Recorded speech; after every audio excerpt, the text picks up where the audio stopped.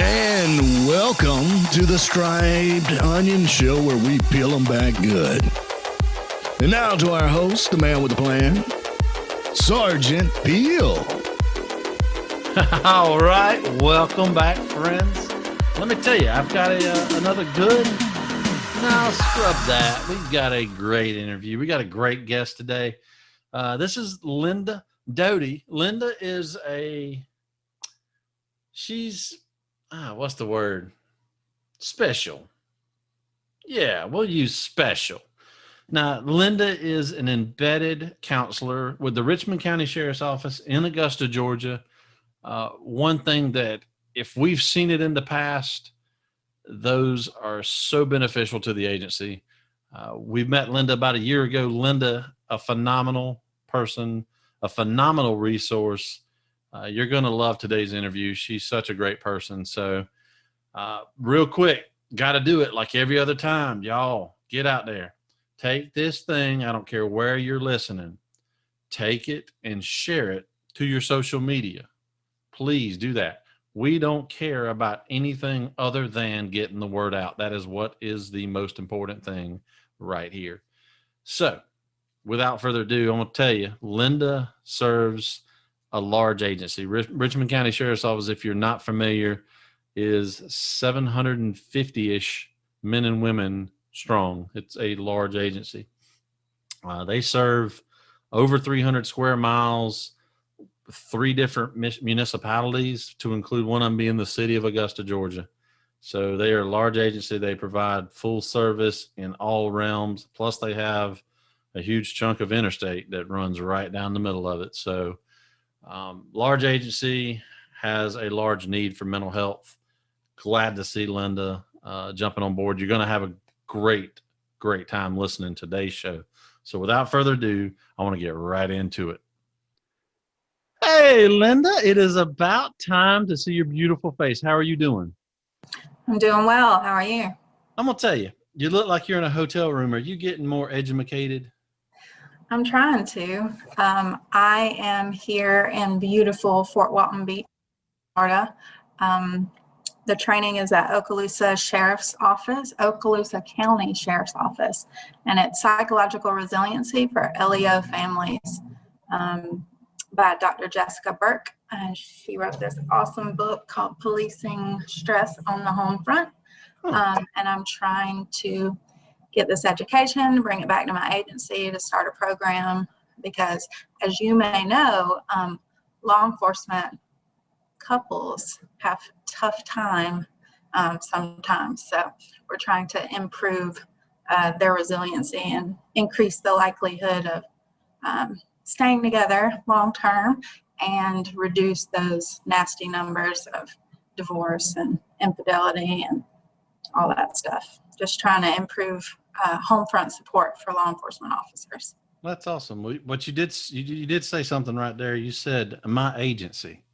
So I'm going to go ahead and tell everybody. So I met Linda about a year ago, Linda Doty. I met her about a year ago, going through some classes. We were in class together. She's an LAPC. And tell me again, what's an LAPC? It's a licensed associate professional counselor in Georgia. So, long story short is she's an embedded counselor inside a local sheriff's office in Augusta, Georgia, Richmond County Sheriff's Office to be exact. And I think it's cool. And the day I met her, I told her then, I'm like, this is stuff that needs to happen all over. So I think it's cool that she's doing this. I appreciate her. You've been doing about a year now. In fact, I think me and you were talking, you said it started right around COVID started. So you came in like with the wave. Yeah, they hired me in March of last year. And actually, I remember a funny conversation between Chief Clayton and I. He was saying, because it was just when COVID was kind of coming out, and we had decided on a start date, and he was like, maybe we should wait. And I kind of said, well, if there's any time to have a counselor at your agency, now would be a time, because stress levels are pretty high. On top of just what they're doing every day. So, and it probably ended up being a blessing that they did hire you, because nobody really knew what COVID was going to do. And now that we're pushing right at coming up on the year mark, there's been a lot of stress riding on these cop families, in relation just to COVID by itself. Take out the stressors of the job, which I'm sure there's a loss of funding or salaries because, and you know this, a lot of cops, they rely on those overtime gigs. But if you don't have these clubs doing these overtime gigs and these restaurants doing these parties, then you don't have a need for cops to be working the door as much. And so you got some cops that are hurting financially, add stress. I'm going down a whole road that you already know about, but it's true. So they did hire you at a good time. I'll give Chief Clayton that too. And like I said, I'm glad the whole crew over there said, yeah, we got an opportunity to do it. I'm glad the county backed it up. So Linda, she's got a lot of initials behind her name, so I'm not going to bore everybody, but Linda's a great resource. She's got master's degrees. She's got specializing in trauma and, going into the stress management with critical incident stress management. She's getting certifications in that, obviously taking this class down in Florida to benefit cop families. I like to say it just like that, cop families. That's exactly where the need is. So, Linda, what I know you've been doing, you didn't just wake up last March and say, hey, I'm gonna go work for Richmond County. So tell me real quick, what did you do before you got into working in law enforcement directly? So, I worked for about 6 years at the Augusta Tech Law Enforcement Academy. And while I was at the academy, I got 2 master's degrees, one in education and one in clinical mental health counseling. And so I went straight from there into my internship at a private practice. And then from that private practice, finished my degree and went to Lighthouse Care Center of Augusta, which is an adolescent psychiatric hospital, and worked there for a while.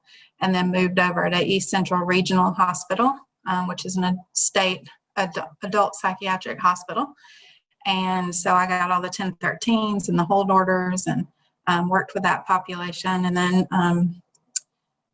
the sheriff's office called me and I met with Sheriff Roundtree and he kind of gave me his vision for what he wanted to have a counselor at the agency, because he is pretty progressive when it comes to mental health concerns for his officers. And he wants to make sure, well, actually all his employees, that they have the services that they need embedded in the sheriff's office. And so I'm there not only for the officers, but for the civilian employees and even spouses and significant others. That's awesome. And there's great programs that you can tap resources into as well. And, obviously with going through the CISM process, training process, you've got resources on both sides of the river. Just Augusta is, strategically located right on the border of South Carolina and Georgia. So you got a lot. And I'd say I wouldn't be surprised to say at least 25% of the officers in Richmond County actually live in South Carolina. It wouldn't surprise me if that number was like that. So the resources are shared across the lines, and that's one of the beautiful aspects of the program with CISM. So what, obviously there was not something that just said, law enforcement meet Linda, Linda meet law enforcement. I mean, really, is there something that actually made you want to work with law enforcement? I mean, tell me about that. Well, initially, once upon a time, when I was very, very young, like 20 years ago, I wanted to go into law enforcement. I wanted to go into the FBI, actually. But, marriage, kids, and it just didn't happen. And so then when I started on my mental health counseling, because in the FBI, I wanted to kind of work in the psychology aspect of it, right? And the profiler stuff. Yeah. And so I knew that I loved psychology, and I was working at the police academy, and I saw a need. People do not realize what law enforcement officers have to deal with just on the daily. The stuff that they see, the human tragedy that they see, and they're just supposed to keep moving on, like not let it bother them. And so there's a need because they are exposed to this trauma every single day. their own trauma. They may have brought personal stuff, into the job, and they see other people's trauma all the time. Usually when people call law enforcement, they aren't calling them because something wonderful has happened. Usually it's, something tough. And so there was just a need to address their mental health and improve it and reduce the stigma related to seeking mental health services, because law enforcement have been kind of socialized for so long that talking about what's going on with their thoughts and their feelings, talking about mental health needs was perceived as a weakness. And so I kind of wanted to help reduce that stigma.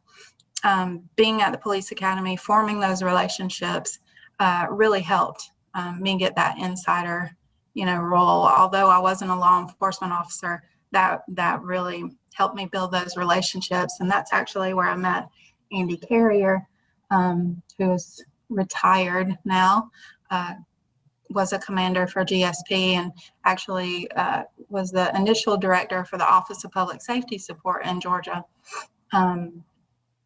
Now that's Wes Horn, but he kind of pulled me in and took me to my first post-critical incident seminar, and I got to see that just wonderful experience, that healing experience for those officers and sometimes their spouses. And then I started going to the critical incident stress debriefings with the Richmond County Sheriff's Office, and did that mental health role where just the teaching aspect part of the critical incident stress debriefings. And so I was kind of volunteering until, like I said, Sheriff Roundtree hired me last March to help his people. And that's what I'm trying to do. So once again, we got to blame Andy Carrier, is what you're saying. Because I'm telling you, I want to tell you, we had a conversation in one of my previous shows. Andy's already been on the show. For the viewers, back up about 7 or 8 shows. Andy Carrier's on here, and you can listen to him and his bullcrap fishing stories he wants to talk about. But now, Linda, I'm glad Andy Carrier, I don't want to say got the bug on you, but Andy Carrier has actually brought some awesome resources into the program. The Office of Public Safety Peer Support that Georgia did, that he was in charge of before he retired. Same thing. You're right. You're dead on right. That Wes Horn had some serious big shoes to fill, which he already has done it. I know Wes personally, but Wes Horn, exactly. He had some big shoes to fill with Andy Carrier. You're right. Talk about PCIS. I've had a couple of people on these past shows that I've done that has talked about PCIS, post-critical incident seminars, mostly between Georgia and South Carolina. I'm assuming you've probably only been to a Georgia seminar, right? I have. I've been to 4 post-critical incident seminars in Georgia, and the last 2 I was able to provide EMDR, eye movement desensitization reprocessing, because the wonderful Eric Skidmore with South Carolina LEAP helped me get that EMDR training the year before last. So that's 2019. So I was trained in that. So I'm able to do that at PCIS and also at my agency for people who are appropriate for EMDR. Well, you just took my question away. I was going to ask you about EMDR next. So let me ask you this. Since you've been at Richmond County for a year now, roughly, you said you've used it? Yes, I have. At PCIS. We've talked about it in past shows. EMDR, and a lot of cops like to call it voodoo because it looks like a little bit of voodoo. Seriously, people, look up EMDR. You'll see all kinds of medical research articles. It's a fabulous resource. The Sarge himself has gone through EMDR 3 times, and it is a great resource. But with that being said, I want to get Linda's opinion on the positivity and negativity of it. What have you seen with your experiences in EMDR? What has it done for the people? It's not just officers, because sometimes spouses have used EMDR with spouses because of the traumas they face with their significant others going through trauma. Right. So far I've seen remarkable results, not only when I've done EMDR with people, but just also seeing the results of other clinicians using EMDR with people. What's unique about EMDR is that, again, yeah, you're right. It sounds like voodoo and it's a bunch of scientific stuff. But there is if it works, which it normally does, but it doesn't work for everyone. And there are a couple different reasons that could be. There could be blocking beliefs that have to be figured out. There could be, it could be clinician, they're not kind of prescribing to the normal routine of what you're supposed to do with EMDR. But the result when it works is immediate. It's you watch the person go from this to, I'm sorry, I forgot that this is audio. You watch a person go from being like super tense and just really, really keyed up to just relaxed and smiling. And, it is this physical response that you can see, not just the emotional. And then you hear that they slept for the first night and however long, slept well. And you see that they're interacting a little more. They're more confident in their job. They're more confident just in who they are as a person. And so that immediacy of when it works is what is pretty remarkable about EMDR, because most therapeutic techniques take weeks, months, sometimes years, depending. So. Yeah, and it's not a cure-all. I mean, I agree with you 100%. It's a tool. It's like when we train new officers, we provide them tools to do different types of the job. For instance, you've got your firearm, you've got your baton, you got your spray, you might have a taser. You got all these tools. SWAT team has a bunch of tools to use to make entries, to make distractions, stuff like that. EMDR is a tool for our counselors to use, and you will be surprised the differences. I talked about it before, I believe, with myself, like I said, 3 times. The first time did not work that well. And it was not anything that can be blamed on other than the fact that I was at such a post-traumatic stress position with my incident that I had to have like basically verbal counseling. Mm-hmm. The next day, they gave me session 2, and it was a game changer. Day 2 was different. Day 1 was like old school counseling. Day 2 was bringing in that new tool, EMDR, and it changed the game. So yeah, I agree. It doesn't work on everybody. You're right. There's not a statistic that'll say it's 97% effective. It's not 70% effective. There's nothing out there. We can just tell you that it's pretty doggone effective on most people. That's the only way we can say it. Wouldn't you agree with that? Absolutely. So with that being said, you talk about PCIS. One thing I always bring up, and you kind of hit on it, PCIS is not just for the cops too. We've seen firefighters, we've seen paramedics, we've seen dispatchers, 911 telecommunicators, corrections officers.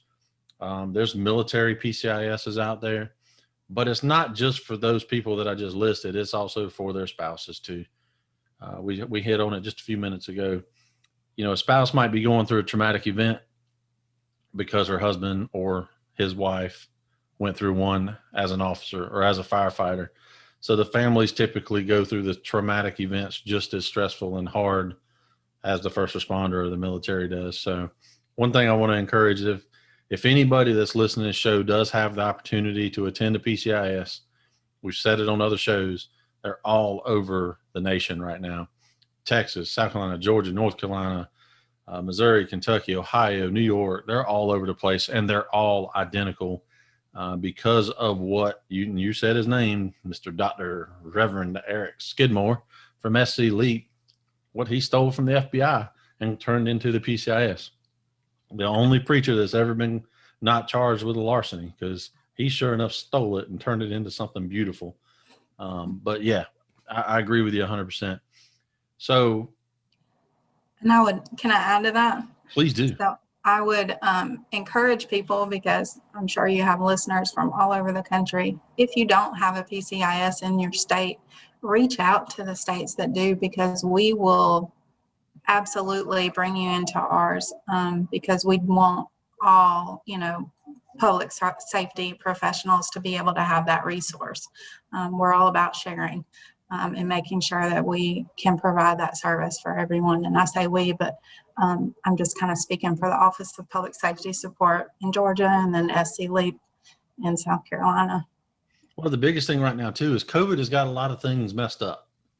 Yeah. And like South Carolina they've got a pause on theirs and fill up every PCIS 4 times a year to the walls. And they can't do that right now. They've actually got a complete hold on everything. They won't allow them to do a PCIS right now. And you've got peer members, you've got counselors, you've got clinicians that are, like, hey, you better hurry up and get this thing crunked back up, because we're going to have a list that is so long.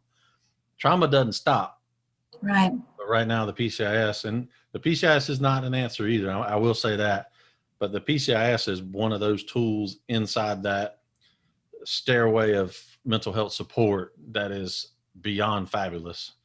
And with that one gone, and you're missing that kind of step that sometimes fills the gap, or sometimes fixes the gap, if you will, on someone who's struggling with their decisions of their job, or this incident, or even something that might have happened off duty.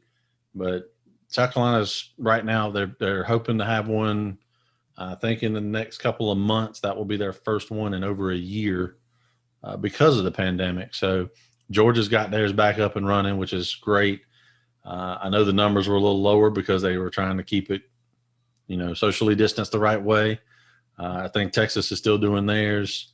And I haven't kept up with other states, but just like Linda said, y'all, please, if you have someone if you specifically need it, listen.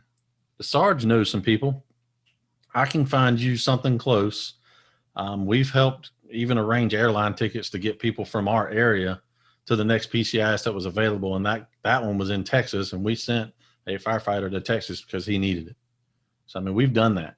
These things happen, and we've got great partnerships, just like with Linda here.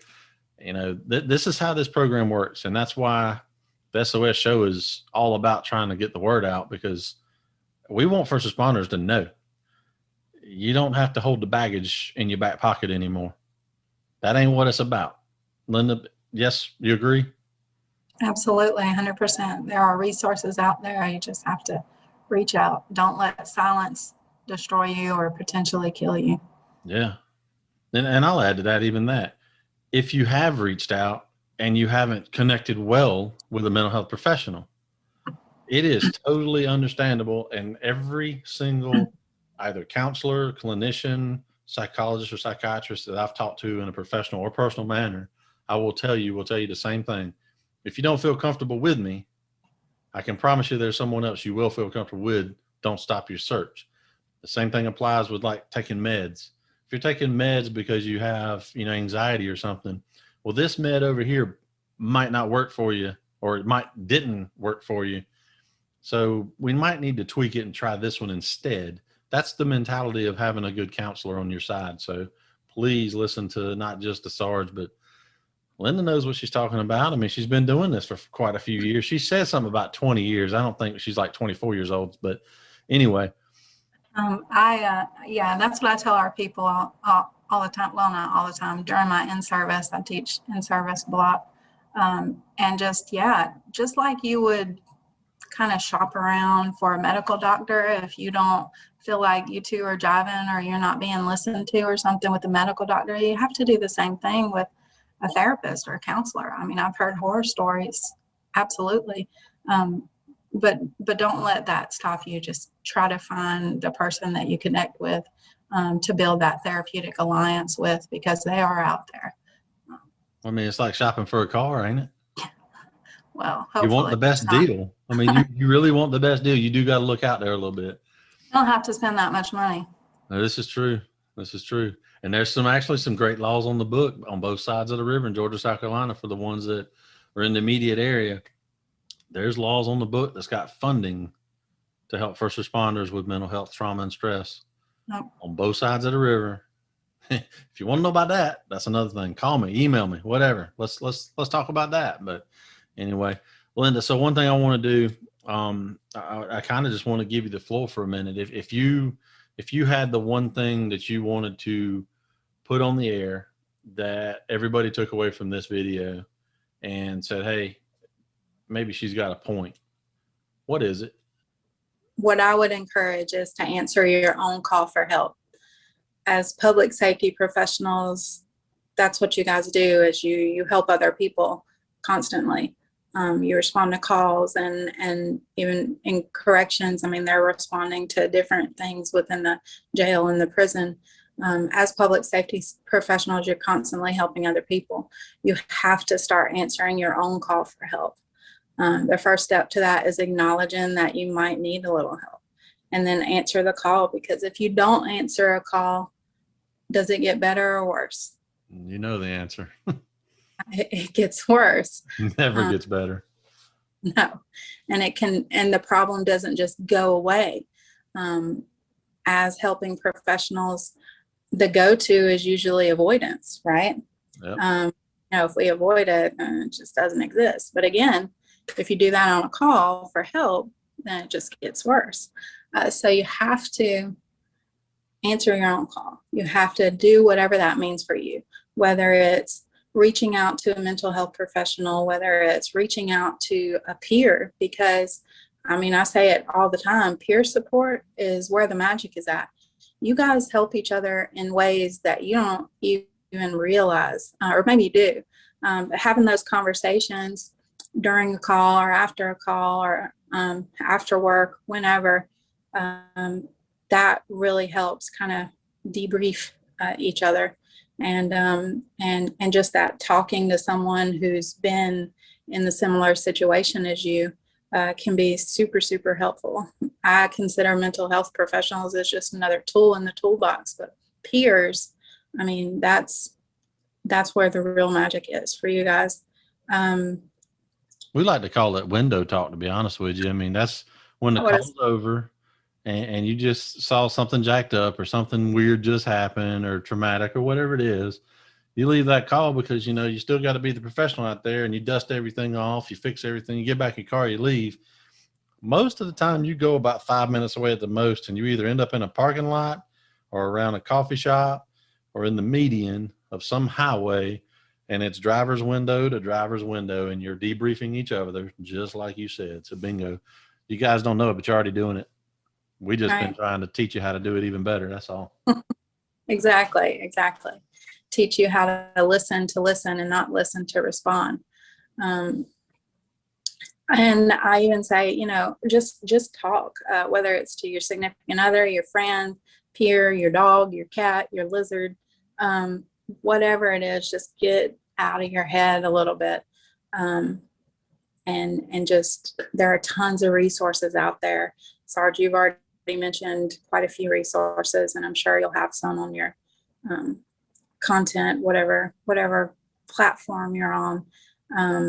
But there are tons and tons of resources out there. So reach out, answer your own call for help. Well, I'm going to tell you, that we may have to start titling some of these shows, because you just gave your show a title, and that's answer your own call. So, Linda, thank you very much. I do appreciate, I appreciate what you're doing. I appreciate the fact that Richmond County brought you in, because it needed to happen probably 50 years ago. But I appreciate them doing it now. The resources are there. Linda's just one of them. Linda's a great resource for Richmond County. If there's any of our listeners that are not Richmond County but have a question for Linda, shoot it to us. We'll go through the website. We'll get her the question. We'll get you the answer back. Linda is she's an open book. She's a great resource. I will say this, Linda, and don't be surprised that we might have to do some translating, because we actually had some viewers in Scotland recently. So we'll see what happens. That's cool. Yeah. Scotland and Oregon, Ireland. That's where I want to go for my 40th birthday in a couple of years. So we finally got the age out. There we go. On a serious note, listen, you're, like I said, you're in Florida. I know you got to come back in a couple of days. When you come back, please, safe travels. Do soak up everything you can soak up down there, especially the sunshine, because pretty sure you're going to be coming back to a rainy, crappy weekend, just so you know. But do be safe. Thank you for what you do. And again, on our side, if you need anything from us, you know the rules. All you got to do is call.